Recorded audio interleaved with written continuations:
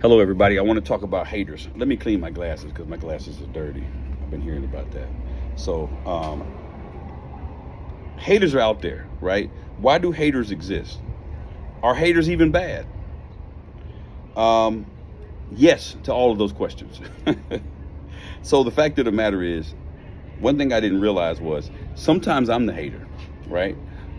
Sometimes when I have seen things or seen people do things, and my instant reaction inside of me was a hating reaction. And I had to catch myself, right? And I think we all deal with that sometimes. We don't want to admit it, right? We always talk about people hating on us, but sometimes we are hating too, okay?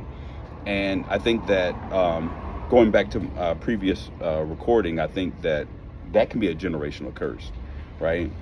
One of the things that I think is the best way to deal with haters is to get away from them, okay? And many people suffer from anxiety because they feel like people are after them, that, people are up to no good and just general people. And that's partly true. But if you think about it in perspective, if somebody, or let's say everybody, is against you, but if God is for you, who then is against you?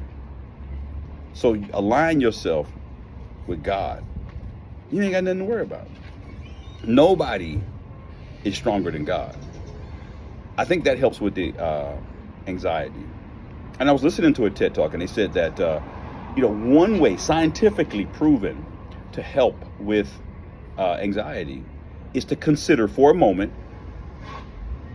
that everything you're thinking in your head, those times when you walk in a room and you feel like everybody's talking about you, everybody's looking at you sideways, and it may or may not be true, but consider for one moment that it may not actually be true, that it may just be in your head. It may be your interpretation, right? Oh, girl looking at you sideways, she could just have gas. Maybe, right? She may have thought you was somebody else. You might have looked like her cousin or her ex-boyfriend, but then she looked closely and she realized it wasn't you, right? It could be true. Now, you don't know. They could, in fact, be hating on you, but consider for a moment that those things that are going on in your head may just be in your head. And that is scientifically proven to change the neural networks in your brain of how you go down these spirals, okay? And remember that you're loved by God. You were made on purpose. I think that many times we consider ourselves less than. And I think that's the tool of the devil. We're not less than. You are wonderfully and fearfully made. No matter who you are, no matter where you come from, you have to recognize that. Anything that makes you feel less than is a tool of the devil. Now, I want to take that